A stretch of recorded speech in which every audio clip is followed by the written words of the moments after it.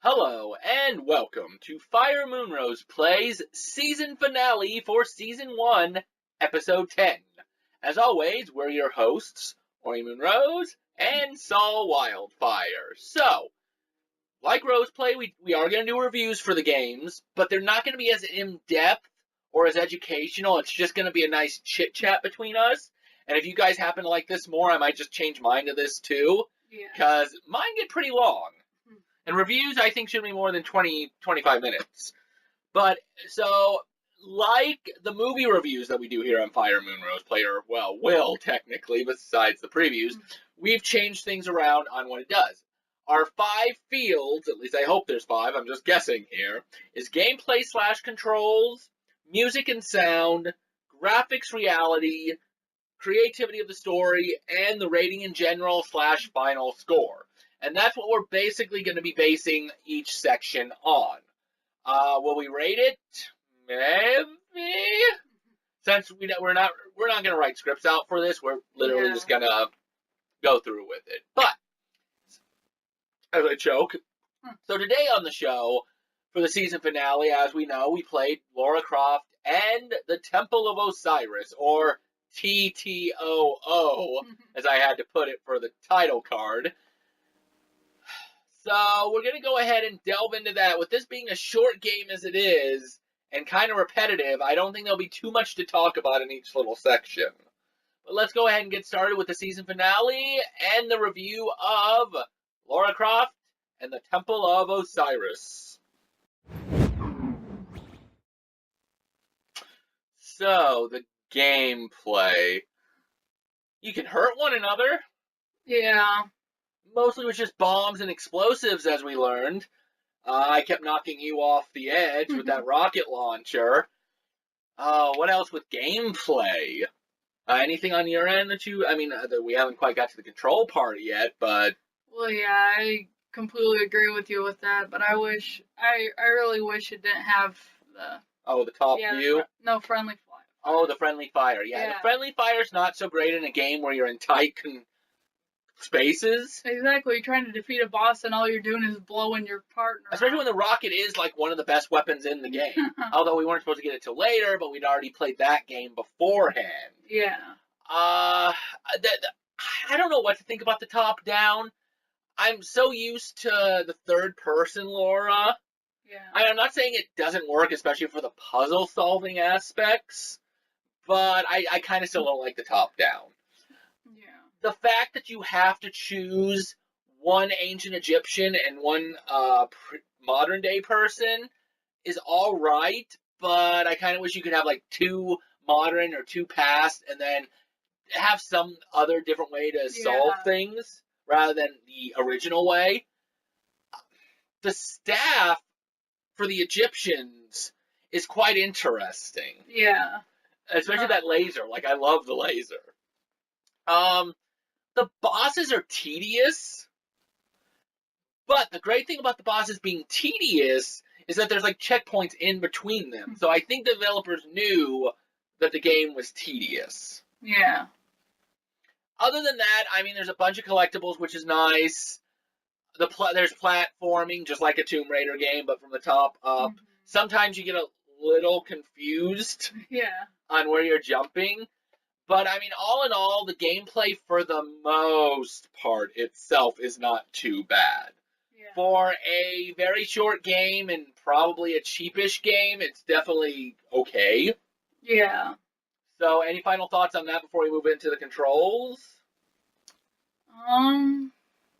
Not much, but,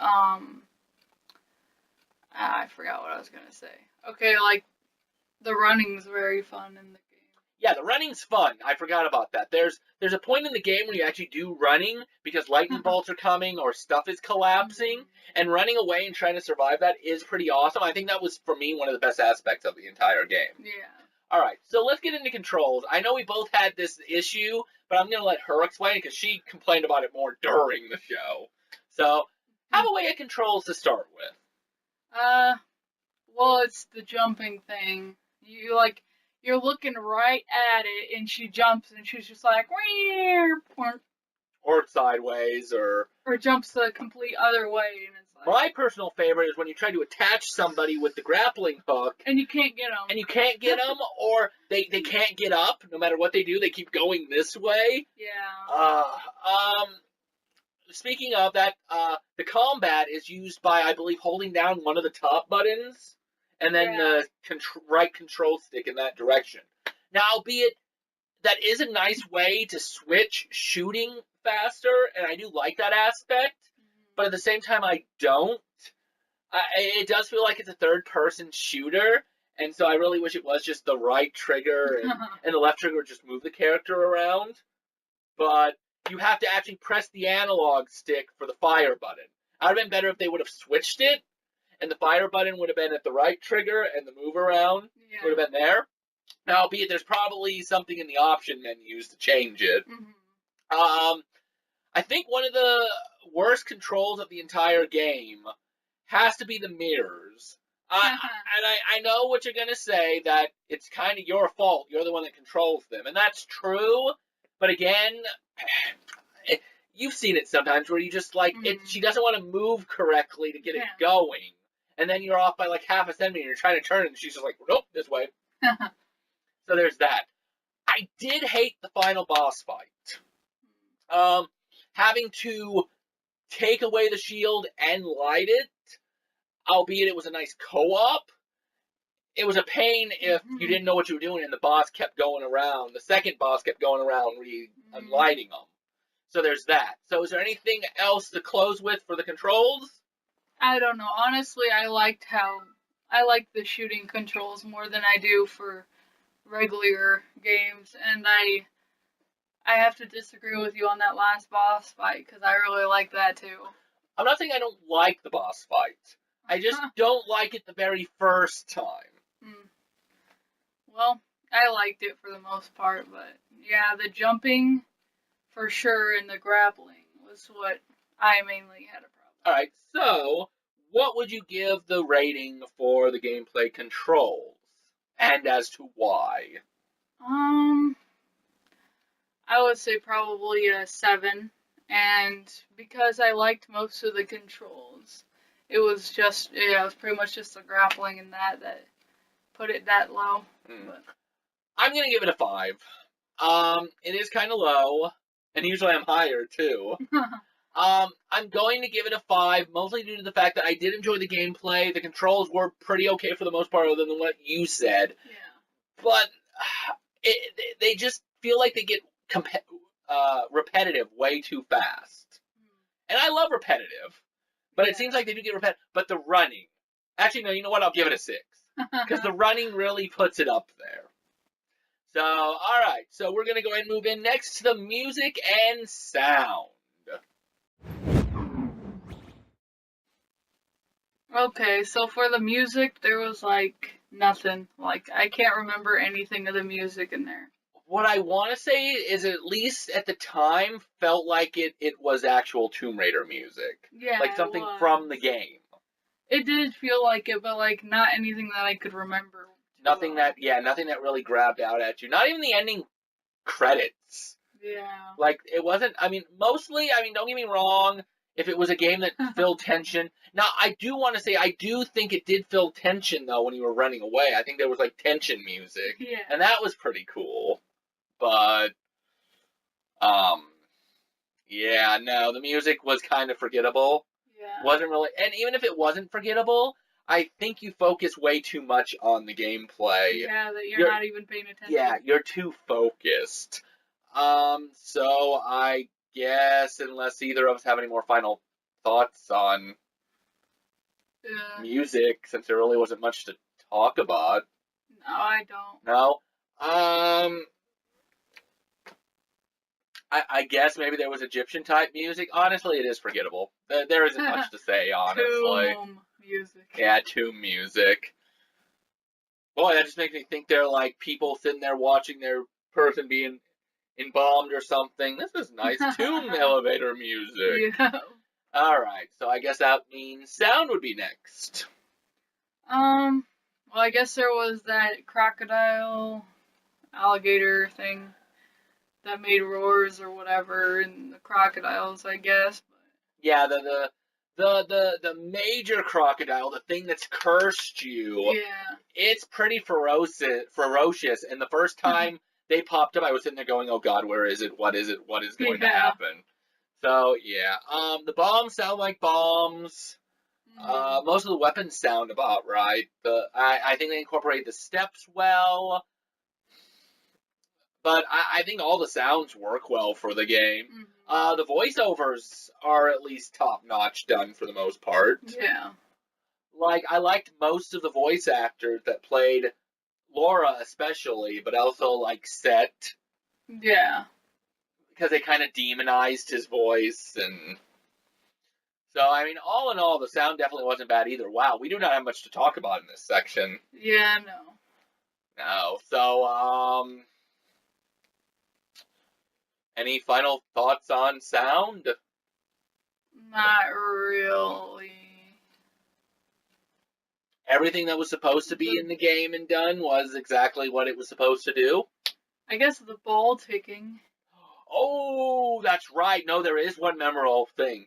So there's this point in the game where you have to roll a ball, and it's ticking down. And the Egyptian god, I'm going to call them, can sit there and use his power or her power to slow it down so that you can get it to the spot. But boy, things are tense as that is going. Like, oh God, am I going to make it? Am I going to make it? Then it starts turning red, and it starts ticking faster and faster and faster. Kaboosh! Yeah, no, that part is very memorable. There's that, and then there's the grappling hook. You actually remember the sound of the grappling hook? Yeah, it goes like, ching. You know, like when it attaches. Oh, yeah, I do remember that now, too. I did forget about that. Yeah, like I said, the sound effects were good for, again, how short of a game it was. So definitely agree there. So I guess since I think you went last time with your final score, I'll go first with mine. For sounds and music all together, since it is forgettable, but it is there, I'm going to give it a 4. Okay. Because mostly I don't remember much of anything about the music. And the sound effects, albeit they were exactly what they needed to be and be used for, not much was memorable. If not for that ball ticking down and the alligator roaring, I probably would have given it like a 2. Yeah. Alright, so your final score on sound and music. I'm gonna give it a 5. I'll be nice, average. Average? Yeah. Which, to be fair, I mean, I can definitely see where that one's coming from. It pretty much could be an average area, too, and I'm just like, I'm gonna be a little bit of a dick. Alright, so, let's go ahead and move into graphics and reality. Well, considering this is a game that's involving supernatural forces, I can imagine where this one's going to go. But let's find out together in the next section. The graphics are kind of a mix and on par with two different Tomb Raiders. It's nowhere realistic looking like the new Tomb Raider and the Rise of the Tomb Raider, but it's almost on par with that of the original Tomb Raider series or the anniversary. Otherwise, the graphics themselves aren't too bad. Like I said, they're reminiscent of PlayStation 1 graphics. Albeit, again, I don't quite like the top-down view for a Tomb Raider game too much. I mean, even when Laura's in a top-down view, they're not that far away from her. Yeah. So, I mean, but the nice thing about the top-down, though, is that you get to see all the environment. And the environment graphics are pretty okay. They seem cel-shaded. Yeah. That's all I can think of at just the second, so is there anything you'd like to add to the graphics of the game? Well, the crocodile was really nice looking. Yeah, the crocodile is kind of scary looking in its own retrospect, especially running from it. And definitely the running parts where you have to jump over a lot of stuff and the floor going through. Oh yeah, how it would crumble and whatnot. And not just that, but then you'd have like lightning bolts striking down sometimes and other things getting in the way. So it was always, like I said before, the whole running thing was fun, but it's happening so fast you don't have time to... But at the same time, yeah, graphical-wise, it's amazing. So I definitely do agree with that. I think they did an amazing job on the final boss and Osiris. Although Osiris could have been a little bit more colorful, but I guess since he's supposed to be a spirit, it works. Anything else that I can think of for graphics? I mean, seriously, that's pretty much it, I think. Well, I think it's meant to be that way. I don't think, like, it's meant to be like, oh my gosh, this is real. Like, I think it's supposed to be. Right. That Well, nice and not just that, but if you do the graphics of the current Tomb Raider, for how short the game was, it'd kind of be garbage. Yeah. But being the way that it was PlayStation 1, it did feel like an actual arcade game. Yeah. So yeah, there was that. So any closing thoughts on the graphics aspect? No? Yeah, kind of same there. That's pretty much all that needs to be said right there. So that leaves the reality of it. Okay, so obviously the Egypt. I mean, I'm not saying that Egyptian gods don't exist. I'm not saying what gods exist or don't exist. I have my own preference. She has her own preference. But we're not here to debate whether or not they're real or not. Yeah. We're here to describe if this was real, how much reality does it feel? Yeah. I want you to actually go first on that one. Well, I mean, I'm not Egyptian or anything, so I mean, I don't know about any of that, but powers are definitely less real in my opinion. Yeah. But yeah. And the fact that they would be roaming around like that with Lara Croft just seems a little bit. Yeah. Now, and I will agree with that. First of all, I'm going to start with the whole realism of the bombing and stuff. Like the rocket launcher. Now, albeit if somebody shot you with a rocket launcher, you'd be flat off dead. Yeah. But I do love that there is knockbacks and flybacks and stuff for that. So they at least made that part realistic. Now, I suppose if you blow up an Egyptian god, that's what would happen to them. Yeah, well, if they made it too realistic, it would be like the hardest game ever, because, like, one shot kills, pretty much. Go up to an Egyptian god, shoot him in the head, he just falls over dead. Mm-hmm. Yeah. But, I mean, Egyptian gods are personally one of my favorites. Egyptian and Greek. Yeah. I really do love both those sets of gods. So, I mean, I guess this goes a little bit into creativity of the story. So I can't really say too much about the part that I want to say at the moment.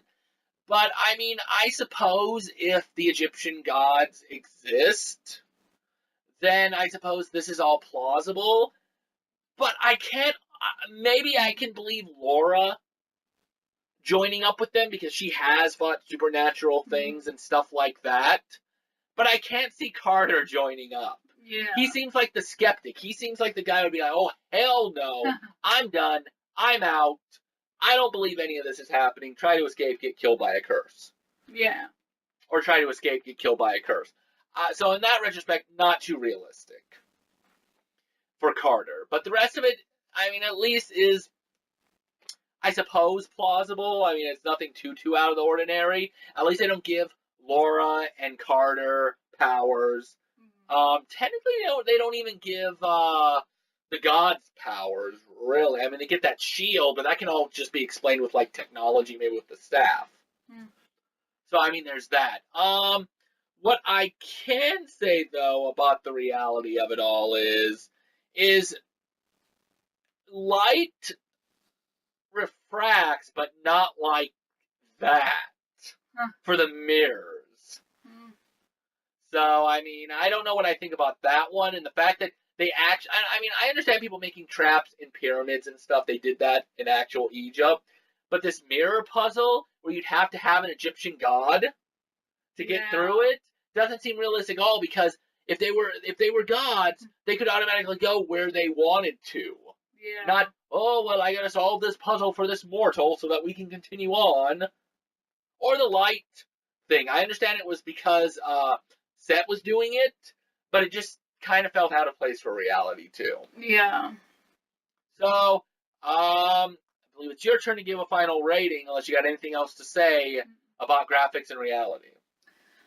I'd say I'd give it a 7. Any particular reason? Just because I felt like it was real enough for me. Like, I don't know. All the rest, like, I don't, like, care, I guess. Like, why is there mirrors in here? Like, that kind of thing. It's like, oh, well, there's mirrors in here. Let's solve a puzzle type thing. Yeah, and I think that was just thrown in there, honestly. Yeah. Honestly, I was thinking about a 7, too. I was thinking between a 6 or a 7. Since you said 7, I think I will also go with 7 on that one. I do feel that it's realistic just enough to pass, but the graphics, at least for a short, cheap game, is not bad. Yeah. So there's that. So, next comes the creativity of the story. And this is where I go into a small rant after you get done, maybe. So let's go ahead and get started on that.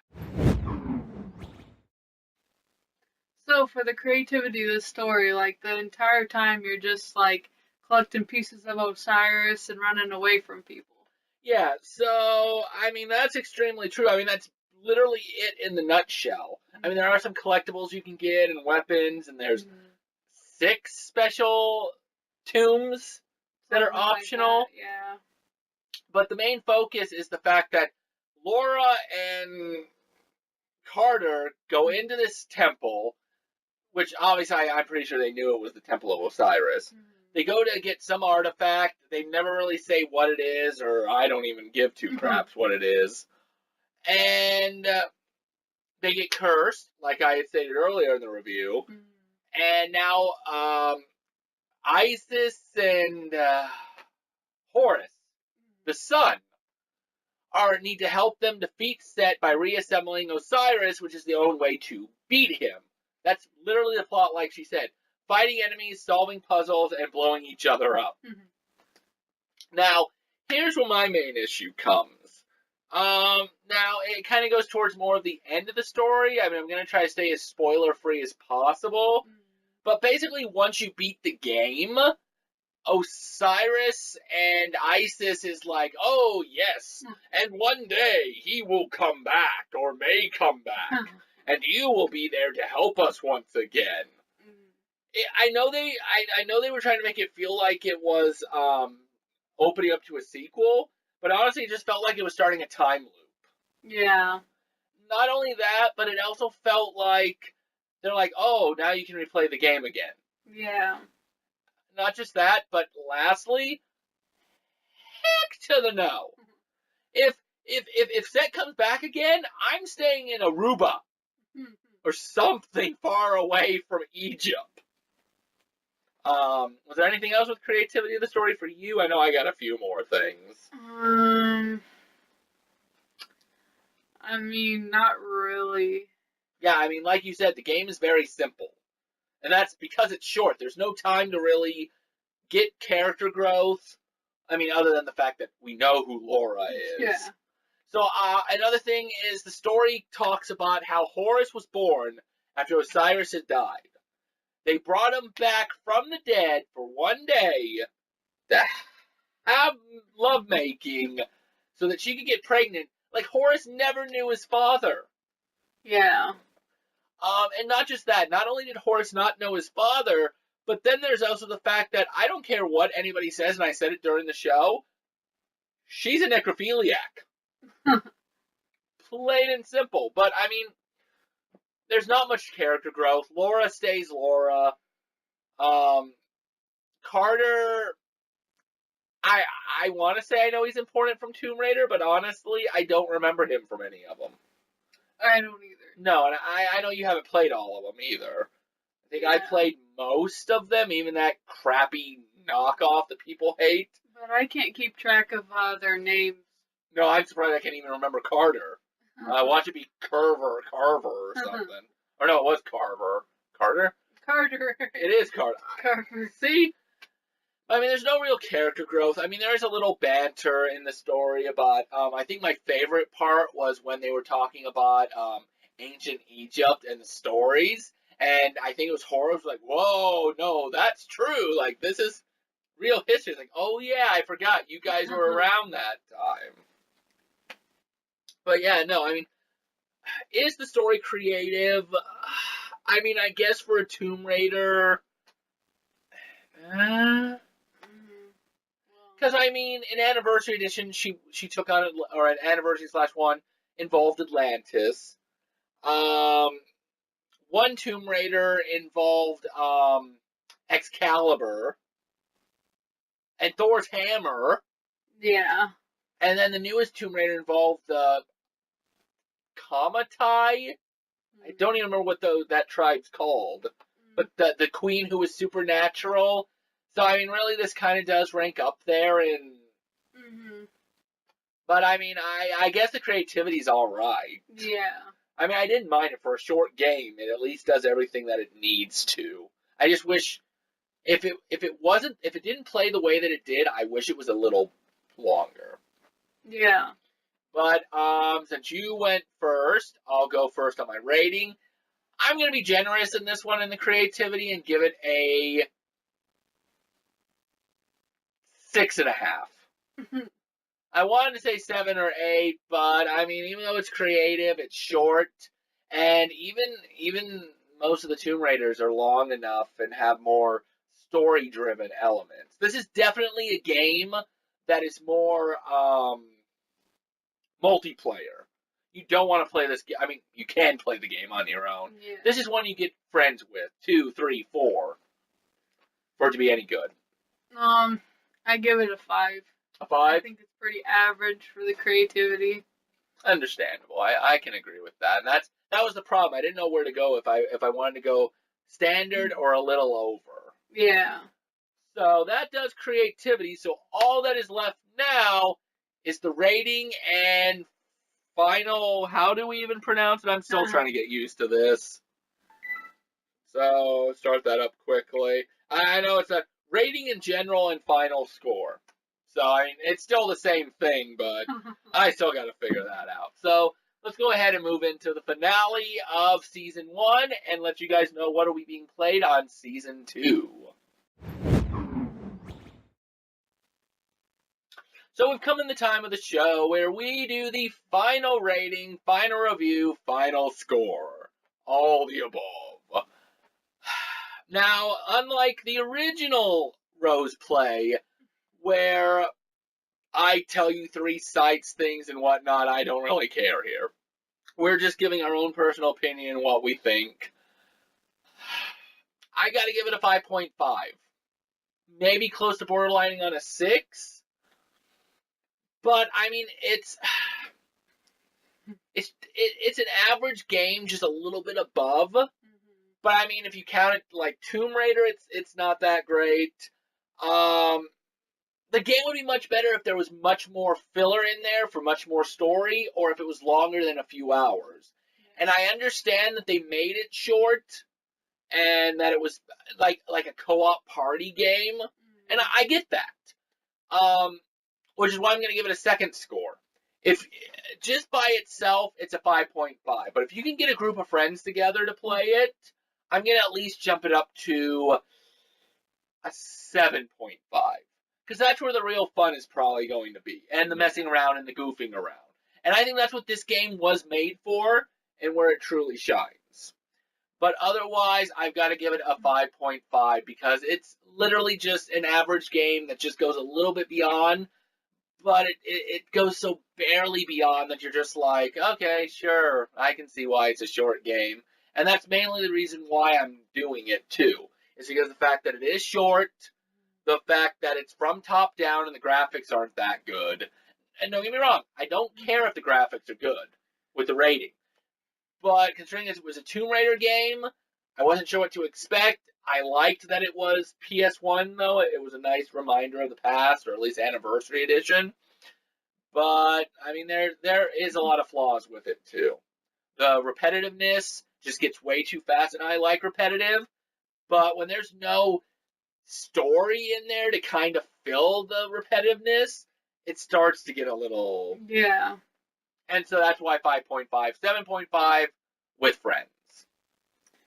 Okay, well, I'm going to give it a 6.5. Because I think that it is a very fun game, even though it can be repetitive. And some of them prove a challenge. Oh, I will agree with that. There is some challenges in there still. Yeah, So, I mean, at least if it's short, it's going to have some challenge in there, and it's not going to just be breezing right by and stuff. Yeah. And especially co-op, yeah. Yeah, co-op, and I want to say just the puzzles are probably what's going to be the biggest throw on to this. And I mean, I do agree with you too in most of the way that it still tries to go a little bit above, and for what it does still do good. I mean, definitely this game is at least worth a watch to see if the person might like it. Because I can't quite say a rental because it never came out physically. So definitely a watch, maybe 10 minutes of it on YouTube or something, or just watch our Let's Co-op play. And if you like it, then yeah, pick it up. I mean, I can't say don't try it. It's at least, I at least enjoyed it enough. If I didn't, it wouldn't have been a 5.5 to a 7.5 with the co-op.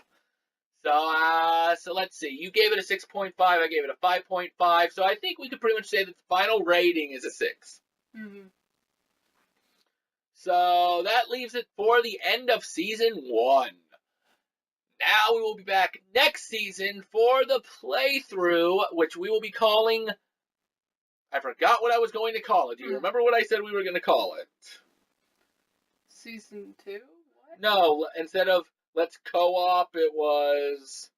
Oh, Let's Take Turns. Oh, yeah. Let's take turns playing Oxenfree. It'll be single-player game, but we will be taking turns, and I'm still not sure if you can die in it, because we actually didn't finish it. So right now our main objective is each time a save point hits, or a loading screen that says save, we're going to switch off. And since this game is highly influenced on choices, it's going to be interesting to see both of our choices clashing from screen to screen, and there's supposed to be a lot of endings because of this. So I'm quite curious to see what ending we get co-oping together, or taking turns together. But we'll go ahead and leave it there. Come back next season for Oxenfree. And remember, keep gaming, never give up. And the second I step inside a temple and see an item, I'm running back out the other way. Have fun, Carter. Hope you like being alligator food.